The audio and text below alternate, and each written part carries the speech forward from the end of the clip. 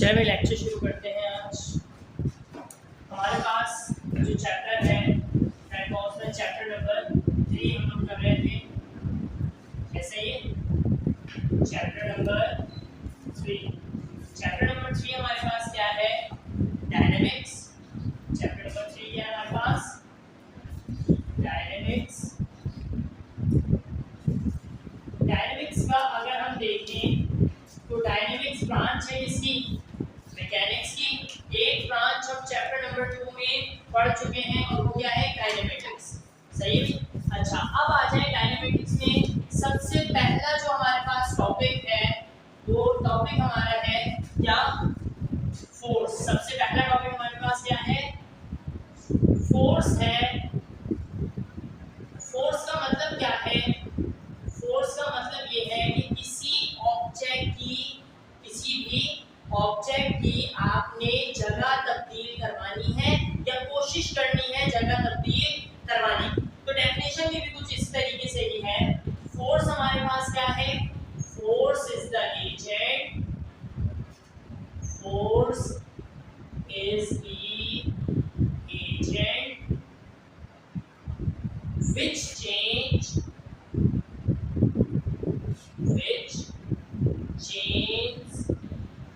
or tends to change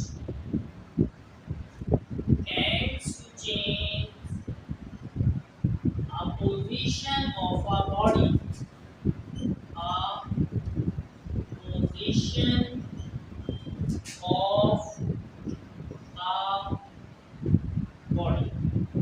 सही। अब देखिएगा फोर्स हमारे पास क्या है?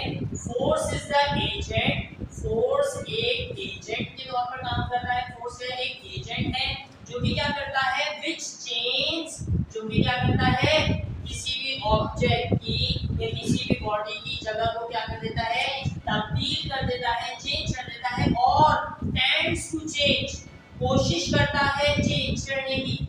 ऐसे ही of position of a body, उस बॉडी की पोजीशन को चेंज कर देता है या कोशिश करता है चेंज करने की। जैसे मिसाल के तौर पर ये मास है, सही। अब ये क्या है कि मैंने इस पे फोर्स लगाई, इसने अपनी पोजीशन क्या कर ली? चेंज कर ली। ये बॉडी यहां से मूव करके यहां तक आ गई। ये क्या है? Which change. फोर्स ने क्या किया कि बॉडी की पोजीशन को क्या कर दिया? चेंज कर दिया। और टेंड्स टू चेंज, अब मैं फोर्स क्या लगा रहा हूं? बोर्ड पे लगा रहा हूं, कोशिश कर रहा हूं कि इसकी पोजीशन क्या हो जाए? चेंज हो जाए। सही। A position of a body is called force. ये चीज समझ आ गई। अब आ जाइए इसके यूनिट के ऊपर। अब आ जाइए किसके ऊपर? इसके यूनिट के ऊपर। यहां पर वैसे तो हम यूनिट यूज करते हैं इसका न्यूटन। इसका यूनिट हम क्या यूज करते हैं? न्यूटन यूज करते हैं। It's SI unit is Newton. सही है। इसका क्या है? न्यूटन है और यहाँ ब्रैकेट में न्यूटन का सिंबल आ गया यानी N आ गया। सही है। अब आ जाए एक चीज और जो आपको एक्स्ट्रा लग रही होगी वो भी मैं करवा दूँ। सही। इसका फॉर्मूला जो कि अभी आप प्रूफ करेंगे न्यूटन के सेकंड लॉ के अंदर, वो मैं यहाँ लिख रहा हूँ और उसको मैं ड्राइव करवा रहा हूँ ताकि जब आप मोमेंटम के न्यूमेरिकल करें तो आपको पहले से उसका SI यूनिट पता हो कि फोर्स का अगर हम ड्राइव करें तो SI यूनिट क्या आता है। सही है। अच्छा भाई, अगर हम फोर्स का फॉर्मूला लिखें, सबसे पहले हमने क्या लिखा? फॉर्मूला लिखा। फॉर्मूला अगर हम लिखें फोर्स का तो हम जानते हैं कि फोर्स का फॉर्मूला क्या है? F is equal to ma। m यहाँ पर क्या है? मास है और ये हमारे पास एक है एक्सेलरेशन। अब हम क्या निकाल रहे हैं? फोर्स का SI यूनिट निकाल रहे हैं। यूनिट निकालने के लिए हम क्या करेंगे कि हम जानते हैं कि हम मास किस में मेजर करते हैं? फंडामेंटल क्वांटिटी याद करके आए ना हम लोग। मास किस में मेजर करते हैं? किलोग्राम में। तो हमने F तो ऐसे जैसे रहने के यहाँ पर मास की जगह क्या आ जाएगा? किलोग्राम। और एक्सेलरेशन का यूनिट क्या है? मीटर पर सेकंड स्क्वायर। सही है। तो ये हमारे पास किसका बन गया? ऐसा यूनिट बन गया है कि किसका, न्यूटन का। सही है, ये भी लिख सकते हैं आप। ज्यादातर जो है वो यूज किया जाता है कौन सा वाला, ऊपर वाला, न्यूटन का। समझ आ गई बात। ये यहाँ करवाने का मकसद ये था ताकि जब आप मोमेंटम के टॉपिक पर आए और उसका यूनिट ड्राइव करें तो आप लोग जब उसको kg/ms स्क्वायर को कन्वर्ट करें न्यूटन में तो आपको पीछे का उसकी बैकएंड स्टोरी मालूम हो। अच्छा भाई, अब आ जाइए किसकी जानिब, मोमेंटम की जानिब। अगला टॉपिक आपका कौन सा है, मोमेंटम है। अगला टॉपिक कौन सा है, मोमेंटम है।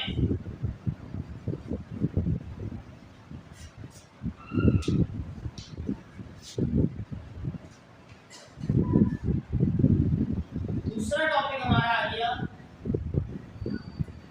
Momentum.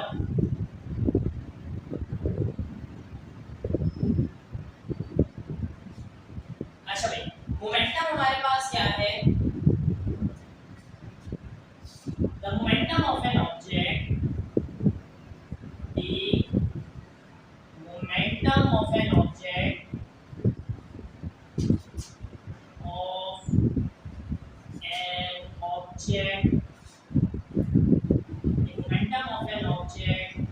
is equal to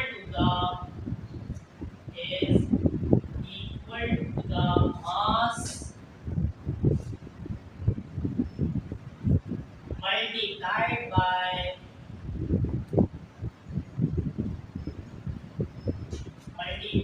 by its velocity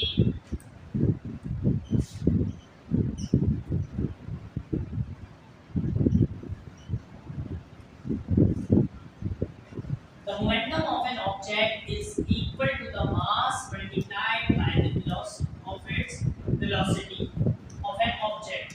सही है, मैंने लिख रखा हूँ इसमें velocity लिखी सही है। ये डेफिनेशन में क्या कह रहे हैं, कह रहे हैं कि मोमेंटम किसे कहते हैं कि किसी भी ऑब्जेक्ट का momentum, the momentum of an object is equal to the, बराबर होगा किसके, मास के, जो कि मल्टीप्लाई हो रहा है किससे, वेलोसिटी से। सही है, किसी भी ऑब्जेक्ट का मोमेंटम अगर आपने निकालना है तो वो किसके बराबर है, उसके मास के, जो कि खुद मल्टीप्लाई हो रहा है किससे, वेलोसिटी से। तो फार्मूला भी हम डेफिनेशन से देखकर बनाते हैं इसका फार्मूला हमारे पास क्या है, फॉर्मूला हमारे पास इसका है। अब आइए the momentum of an object, तो सैंपल किसका आएगा, मोमेंटम का। ऐसे ही मोमेंटम इज इक्वल टू का साइन आ गया, m यानी मास multiply bye its velocity. Velocity से क्या करते हैं भाई, मल्टीप्लाई करते हैं। ये इसका क्या बन गया, फॉर्मूला बन गया है। अच्छा, अब आ जाए इसके यूनिट के ऊपर। अब अगर हम बात करें इसके यूनिट की,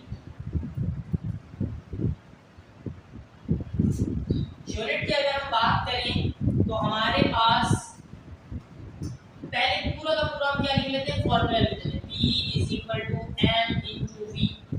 सही, मोमेंटम तो एज इट इज आ गया। मास किस में मेजर करते हैं, किलोग्राम, मास आ गया किलोग्राम, मल्टीप्लाई का sign as it is. Velocity का यूनिट बताइए, मीटर पर सेकंड। वेरी गुड, मीटर पर सेकंड। ऐसे ही। अच्छा, अब यहाँ हमें क्या करना है, यहाँ पर अब मैथ्स के कुछ रूल्स अपनी तरफ से लाना है। सही है, सेकंड को हम मल्टीप्लाई और सेकंड से ही क्या कर देंगे, डिवाइड कर देंगे। मैथ्स का रूल ये कहता है कि अगर आप कोई चीज कर रहे हैं तो मल्टीप्लाई और डिवाइड दोनों करें, और अगर आप सिर्फ मल्टीप्लाई करना चाहते हैं तो फिर बोथ साइड करें। लेकिन अगर हम बोथ साइड करते हैं तो मोमेंटम डिस्टर्ब हो जाएगा यहाँ पर।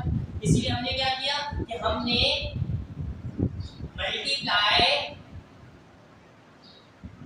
And divide by s। सही है। अब आ जाए तो हमने यहाँ पे क्या किया कि momentum is equal to kg m upon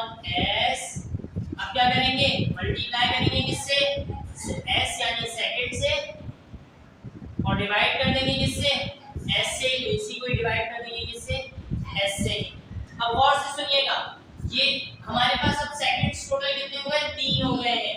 एक नॉमिनेटर में है और 2 डिनोमिनेटर में है। तो जो 2 डिनोमिनेटर में है वो उनकी बेसिस क्या है, सेम है। और हम जानते हैं when the basis are same power will be add. तो इनकी पावर्स आपस में क्या हो गई, ऐड हो गई। तो ये कंडीशन कुछ इस तरीके से बन गई, momentum is equal to kg metre second upon s2।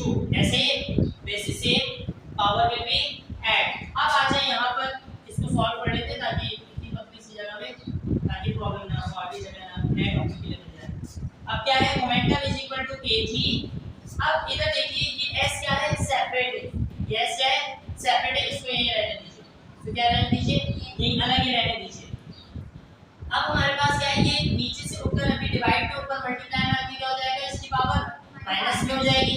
तो यहाँ क्या हुआ, momentum is equal to kg ms minus 2 multiply by s। ये यहाँ क्या हुआ, अब हम जानते हैं kg ms स्क्वायर किसके बराबर है, फोर्स के बराबर है। फोर्स का यूनिट क्या है, तो हम फिर यहाँ पर इस पूरे की जगह न्यूटन रख सकते हैं। तो हमने क्या किया, momentum is equal to kg ms minus 2 की जगह हमने क्या रख दिया, न्यूटन, और यहाँ पर आ गया सेकंड। सही है, यहाँ तक होता हूँ। अच्छा, जैसा कि अभी हमने मोमेंटम के बारे में पढ़ा, तो अब तो साथ साथ इसके जो है वो न्यूमेरिकल्स भी कर लेते हैं ताकि कोई प्रॉब्लम वगैरह ना हो। न्यूमेरिकल्स वगैरह साथ ही कर लेते हैं, जब जो टॉपिक होगा उसी के साथ उसका न्यूमेरिकल भी कर लेंगे। तो एग्जांपल नंबर 1 अगर हम देखें, तो एग्जांपल नंबर 1 में क्या कह रहे हैं, क्वेश्चन थोड़ा सा बताइएगा मुझे।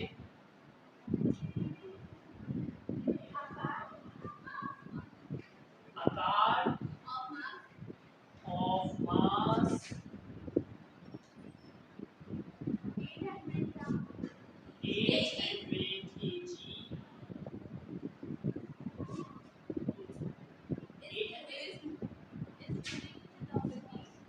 is moving with a velocity of is moving with a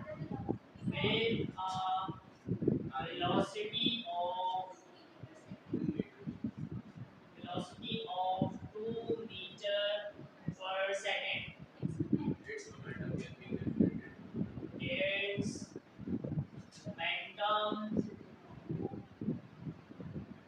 Its momentum can be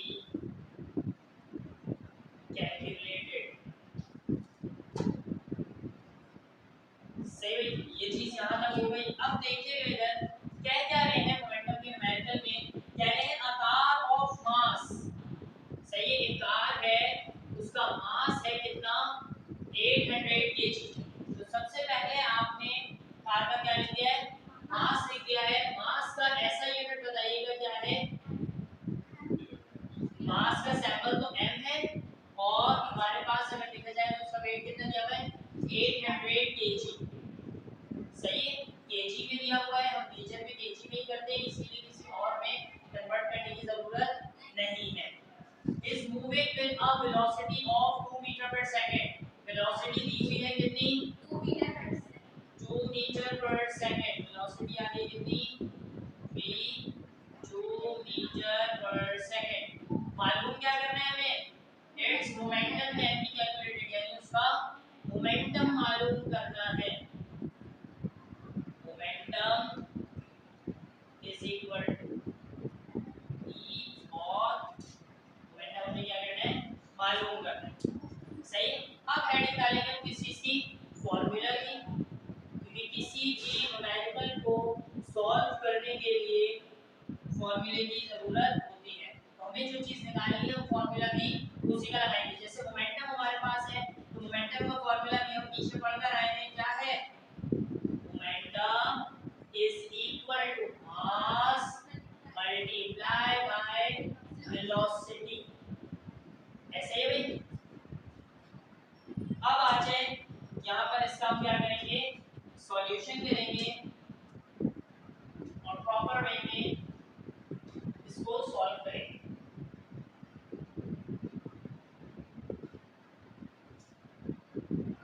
अच्छा जी, अब हेडिंग आ गई सॉल्यूशन।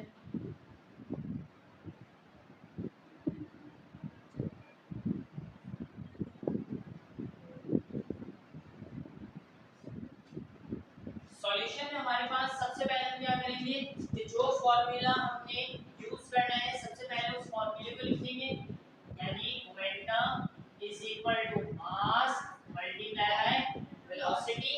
सही है, momentum is equal to mass कितना दिया हुआ है आपको यहाँ पर 800 kg, तो मास की जगह क्या आ जाएगा 800, और वेलोसिटी आपको कितनी दी हुई है 2 मीटर पर सेकंड, तो वेलोसिटी कितनी आ गई 2 आ गई, तो मोमेंटम हमारे पास कितना आ गया 1600। ऐसे हम मोमेंटम का यूनिट हमने पीछे क्या निकाला था न्यूटन सेकंड, यूनिट क्या निकाला था न्यूटन सेकंड निकाला था। सही, ये न्यूमेरिकल जो है वो यहाँ पर क्या हो गया है कंप्लीट हो गया है, या आपको नोट डाउन कर लीजिए। अच्छा, अब आ जाए दूसरे न्यूमेरिकल की तरफ। दूसरा न्यूमेरिकल हमारे पास क्या है, दूसरा न्यूमेरिकल बताइएगा एग्जांपल नंबर 2।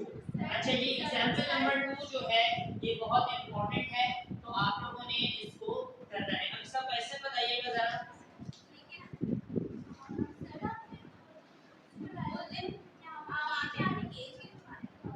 क्या जी, हाँ ये बात मैं आपके भी क्लियर कर दूं, आप इसका यूनिट जो है ना बेटा वो न्यूटन सेकंड भी लिख सकते हो, और आप इसका यूनिट जो है वो केजी एमएस भी लिख सकते हो। सही है, आप इसका यूनिट न्यूटन सेकंड भी लिख सकते हो, आप इसका यूनिट केजी एमएस भी लिख सकते हो। सही है, एस के ऊपर -1 आएगा।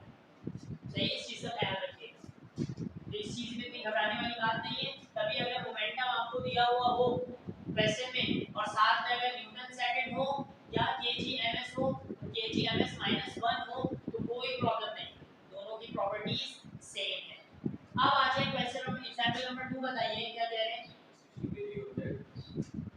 60 kg object is moving at a velocity of 5 meter per second। आगे बताइए what is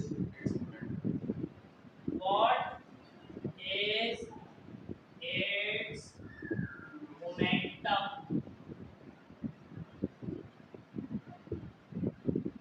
ये सवाल अब अच्छा बिल्कुल उसी तरीके से होगा ये सवाल भी। सही, आपने सबसे पहले किसकी हेडिंग डालनी है डेटा की। अच्छा, डेटा का बेटा 1 नंबर होता है, तो इसको बिल्कुल देखकर बनाइएगा। और दूसरी चीज ये कि अगर आप डेटा में डेटा बेसिकली तौर पर कहते हैं कि सवाल के अंदर किस चीज को किससे रिप्रेजेंट किया है वो लिखना है आपने। सही, अगर आप किसी चीज को किसी चीज के गलत नाम से रिप्रेजेंट कर लेते हैं तो फिर वो फॉर्मूले में भी गलत चला जाता है और आपका पूरा न्यूमेरिकल से क्या हो जाता है गलत हो जाता है। इसीलिए डेटा का 1 नंबर रखा जाता है ताकि बच्चे डेटा को प्रॉपर वे में बनाएं। सही है, अब आ जाए यहाँ क्या कह रहे हैं 60 kg ऑब्जेक्ट, एक ऑब्जेक्ट है उसका मास दिया हुआ है कितना 60 kg। सही, इज मूविंग विद अ होगा is moving at a velocity चलिए सही ये भी ठीक है एट अ वेलोसिटी ऑफ 5, हम यहाँ से खा गए हैं ऑफ 5 मीटर पर सेकंड। तो हमें यहाँ पर जो दिया हुआ है वो वेलोसिटी कितनी दी हुई है 5 मीटर पर सेकंड। यूनिट भी आपके डेटा में लिखने होते हैं। सही है, 5 मीटर पर सेकंड। मालूम क्या करना है आपने मोमेंटम मालूम करना है। सही है, अब यहाँ पर आ गई कोई दोबारा वही चीज क्या फॉर्मूला